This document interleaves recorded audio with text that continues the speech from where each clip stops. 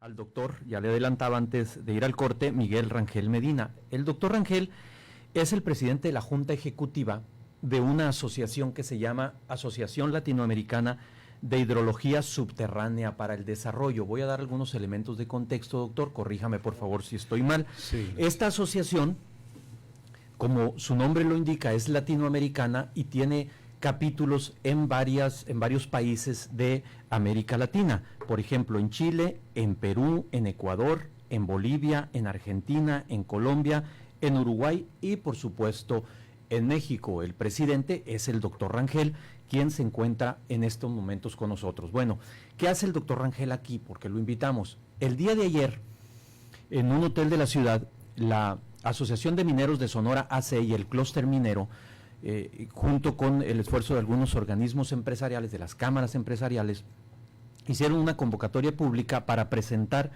una edición especial, un número especial de la revista latinoamericana de hidrogeología.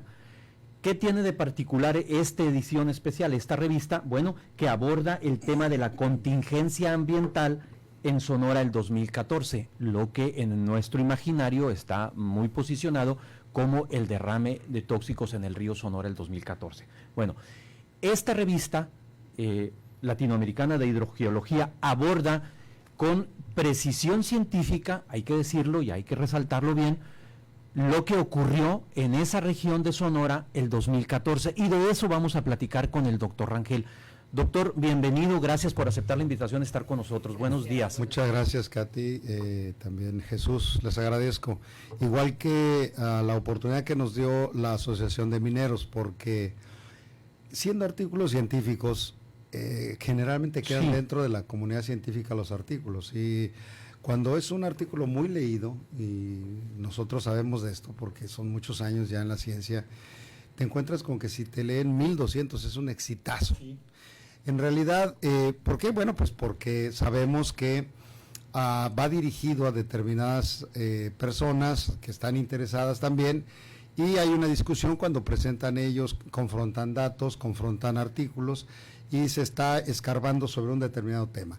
En este caso, la Asociación Latinoamericana de Hidrología Subterránea para el Desarrollo tiene como objetivo hacer la divulgación de la información, colaborar con gobiernos, con sociedad en general, para hacer la divulgación de la ciencia. Y este esfuerzo yo lo promoví a partir de que estamos haciendo ediciones especiales. Actualmente trabajamos en una con Argentina sobre el área de Buenos Aires. La provincia de Buenos Aires tiene problemas de contaminación altísimos en el agua subterránea. Y ese va a ser un tema específico, y este es también así, un tema específico para cada país que lo vamos a manejar. De manera que en este caso, al hablar de el agua en la minería, se nos ocurrió que no teníamos una presentación científica del accidente de 2014. De manera que acudí a quienes habían estado ya trabajando, que sé que tienen tema, que tenían datos, que han estado recibiendo datos, en el caso del doctor Francisco Querol, que es quien se encarga de analizar la estadística o geoestadística de los datos desde el 2014, está cumpliendo los 5 años de información. Entonces es un gran acervo de información, la conjuntamos y armamos este artículo que sale en 6. Este artículo y esta investigación, ¿qué resultados arroja respecto a lo ocurrido o la situación actual del río Sonora? Me centro ya ahora sí en esto. Sí. Tenemos una buena cantidad de resultados que los podríamos separar entre hallazgos y futuras investigaciones probables. Porque lo hemos comentado, la ciencia no es absoluta, siempre hay, por eso es el desarrollo, estar investigando y no para. Hay cosas interesantes, perdón. Por ejemplo, encontramos en 1998 que hicimos estudios sobre la presencia de arsénico, que a mucha gente le preocupa esto. Sí hay arsénico, tiene añísimos que se conoce. En 2004 hicimos estudios para la Comisión Estatal del Agua, los estudios están en esa época, en 2004, y encontramos, les decía yo, pues prácticamente la tabla periódica en el agua, ¿no? Entonces les sorprendió mucho y previo al derrame, se espantaron, fue en 2004. En 2004. De manera que esto fue un hallazgo inicial. Nos acercamos, hacia más acá, pero en el Ujú. 98 habíamos tenido estudios también relacionados con esto, con la Universidad de California, y se encontró también nuevamente en las fuentes de agua y en la orina de niños. A partir de esto, aquel periódico que desapareció El Cambio, lo publicó inclusive a 8 columnas, ¿no? Claro, esto genera una gran cantidad de miedo, pero en realidad si lo estamos encontrando en la orina, pues es una excreta, se está yendo, no pasa a mayores, pero sí hay que tener y más investigación en el área toxicológica. Luego del accidente que encontramos, bueno, empezamos a revisar, había habido en 2012 otro artículo, binacional Arizona-México, en donde en Arizona también toman agua con arsénico, inclusive en botellitas. Y por parte de México se consideró a Hermosillo y Obregón. Entonces el artículo deja muy claro que en las fuentes nuevamente se confirma la existencia de elementos. Lo que interesante, no llegan a hacer daño. Perdón, adelante. Sí, lo interesante en ambos casos es de que tanto en los anteriores como en los actuales, en 2012, 2013, previos también al derrame, aparece mercurio, que es un elemento que no formó parte o no forma parte de la sustancia derramada. ¿Qué quiere decir? Bueno, quiere decir que no sabemos nada del mercurio, porque a nadie se le había ocurrido hablar del mercurio. Y tenemos ya esto nuevamente, la confirmación de que aparece y en muchas muestras. ¿Como para preocuparnos? En algunos casos sí, en otros no. Volvemos y lo explico un poquito más a detalle. La cuenca del río Sonora, como la cuenca del Yaqui y algunas otras de Sonora, están muy mineralizadas. Tenemos un edificio geológico de 1.200 kilómetros, 300 de amplitud, que es la Sierra Madre Occidental, que es la que ha enriquecido fundamentalmente, y luego los procesos tectónicos que han enriquecido la geología con su mineralización.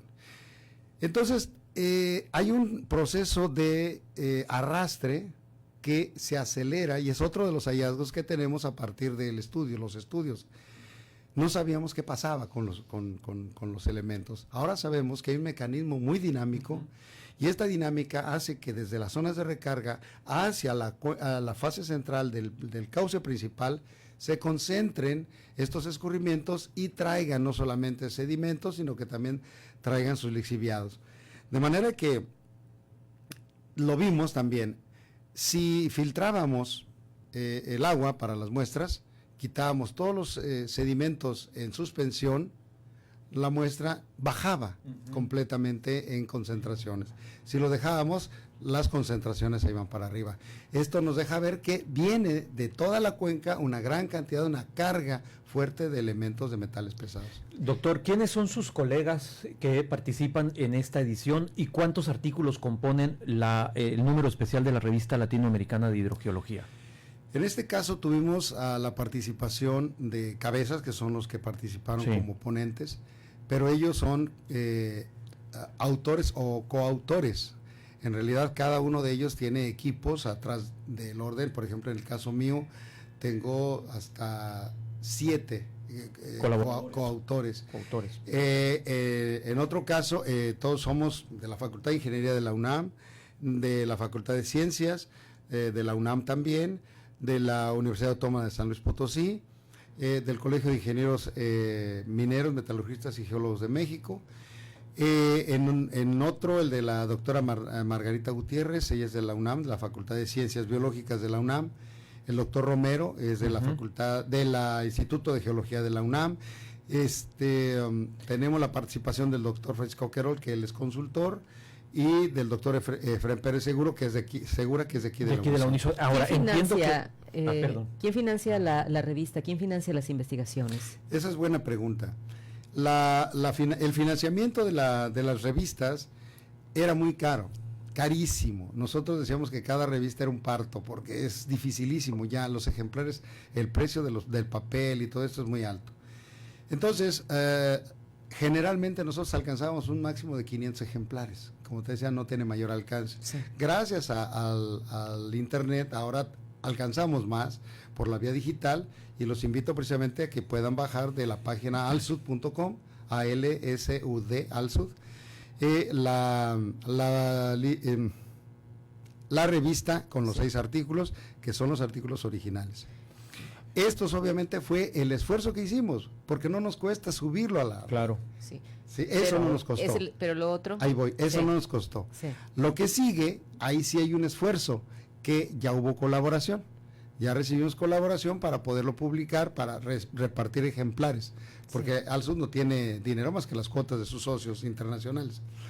Y en ese caso sí ya recibimos un financiamiento parcial en algunos casos, pero que nos hizo poder distribuir ejemplares a partir de que ya hay impresiones. Sí, para editar, ¿no? pues, ¿no? Así es. Doctor, a ver, entiendo que varios de los colaboradores entonces científicos, todos publican en revistas arbitradas, en revistas indizadas, se le llama en el medio de la academia, es decir, y son gente que tiene decenas, por no decir que cientos de artículos publicados ya en esas revistas que para efectos prácticos y para más o menos poner en contexto el auditorio, son textos, son artículos, son reflexiones que pasan por un comité editorial con un gran rigor científico. Es correcto.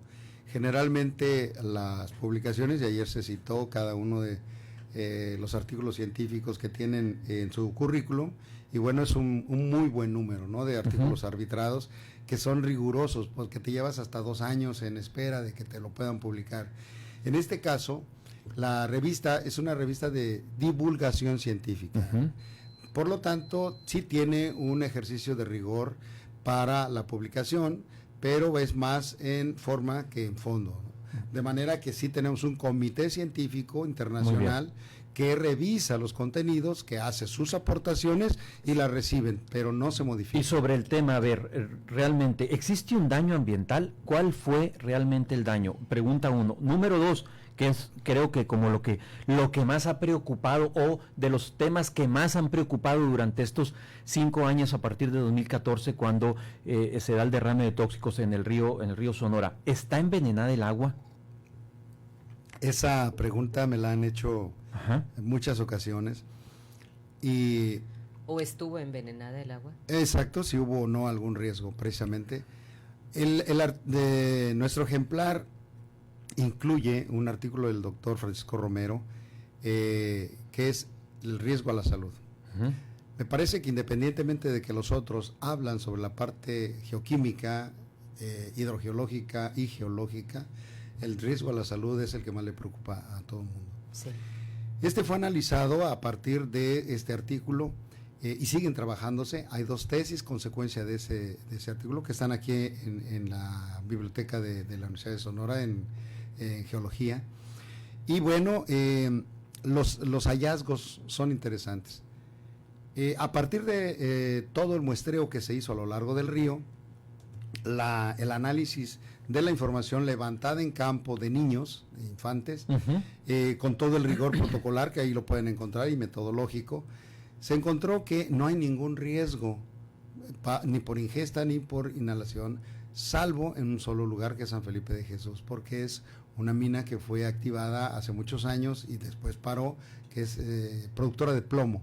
Entonces sí, efectivamente es un sitio en el que no sabemos más, sale disparado como fuera de la tendencia. Pero eso es incluso desde antes de 2014, sale antes del derrame. Exactamente. O sea, ha habido desde antes un riesgo en el agua que consumen en San En Felipe. en el área de San Y Felipe. sigue en este momento habiendo un riesgo. Efectivamente. Ese es uno de los hallazgos que nosotros tenemos como más importantes. ¿Qué tipo de metales? Presencia de plomo.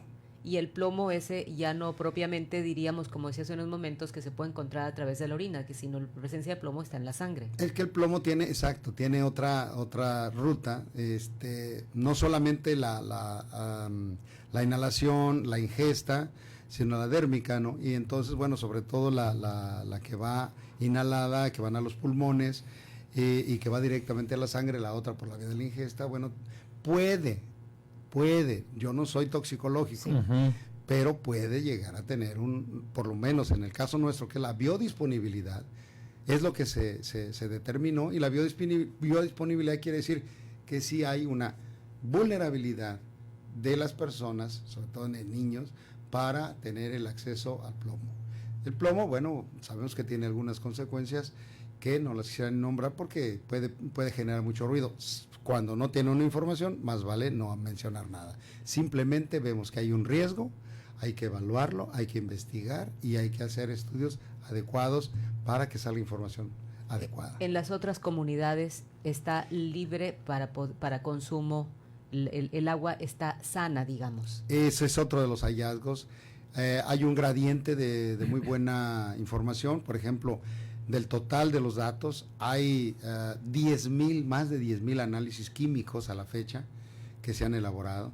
Cada uno de esos análisis lleva entre 15 y hasta 20 determinaciones químicas. Si tú multiplicas, es un mundanal de datos, ¿no? Y esto lo que... Sí, te escucho. Pero si estamos hablando de que San Felipe de Jesús forma parte de estos municipios del río Sonora y ahí hay contaminación en el agua por plomo, los ríos pues llevan su cauce. Hay el riesgo de que el agua de estas comunidades se pueda contaminar también por la presencia de plomo en San Felipe de Jesús. No, curiosamente es hacia el arroyo que entra rumbo a la antigua mina, y es un embolsamiento.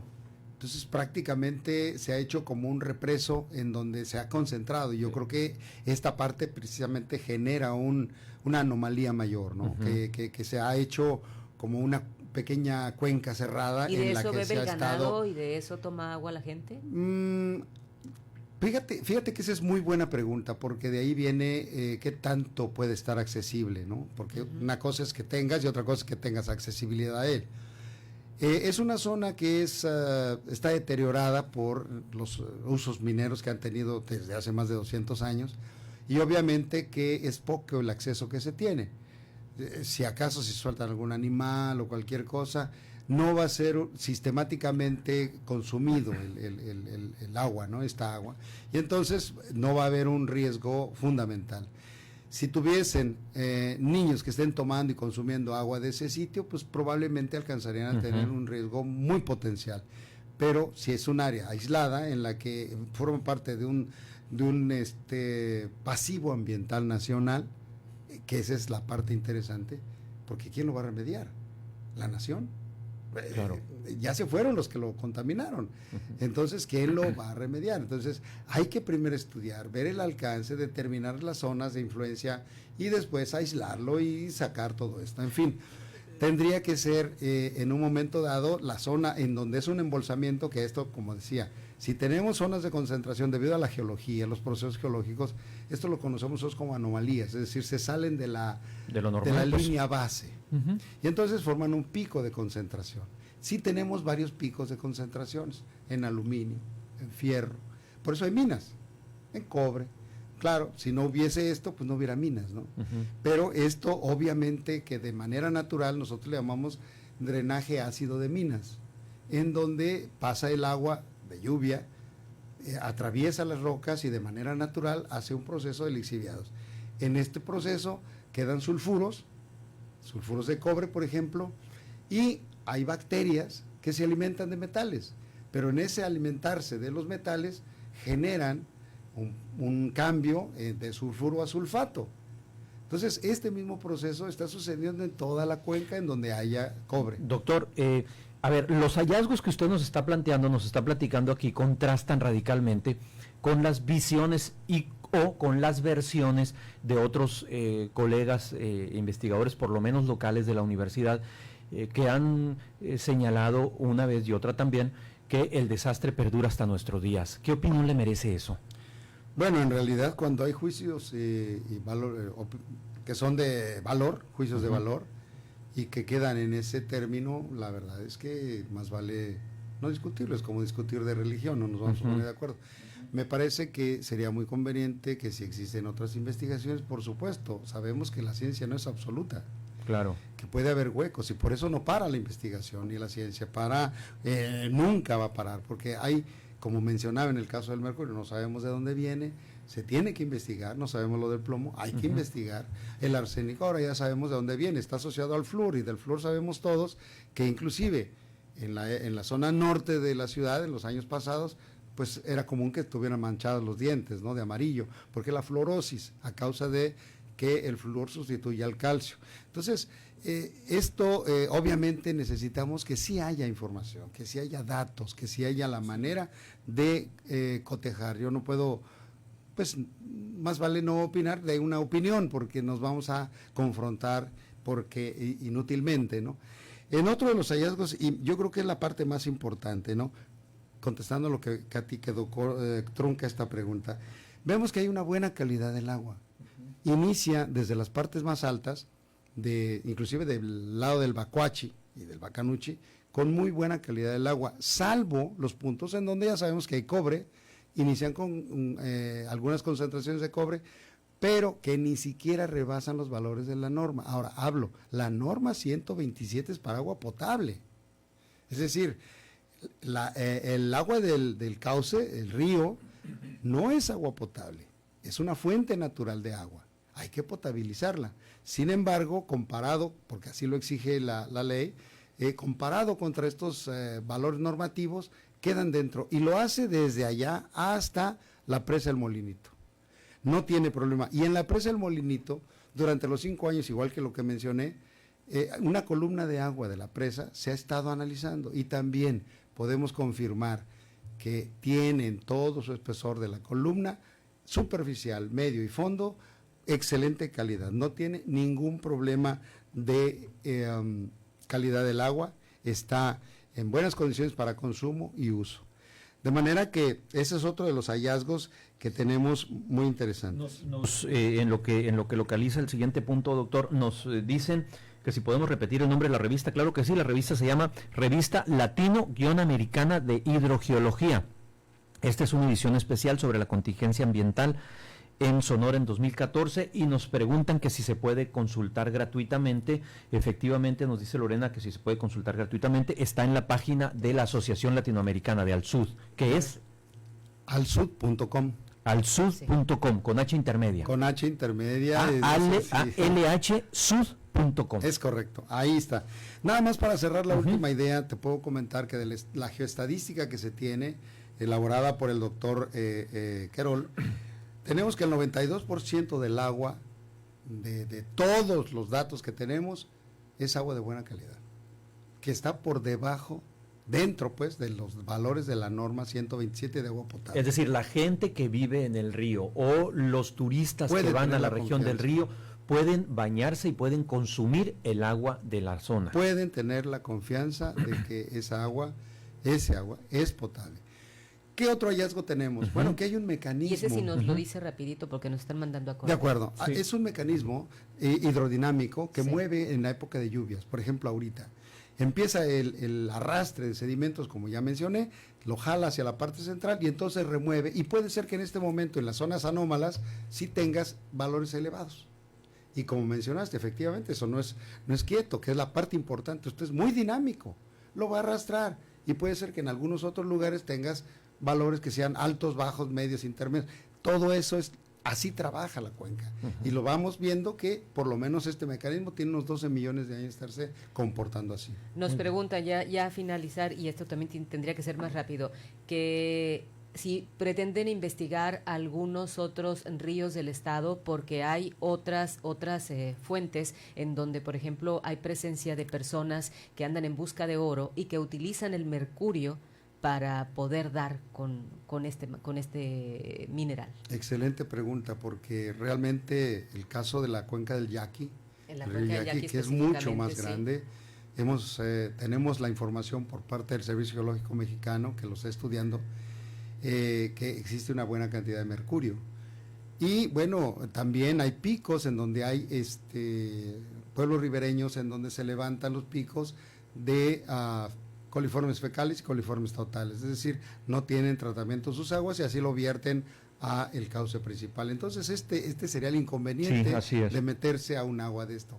Es más bien la presencia de patógenos, que bueno, lo encontramos en los pescados, ¿sí? Los pescados tienen pus, tienen bacterias, atún, ejemplo, pero lo encontramos inclusive en peces del San Miguel, que no tiene nada que ver con el Sonora.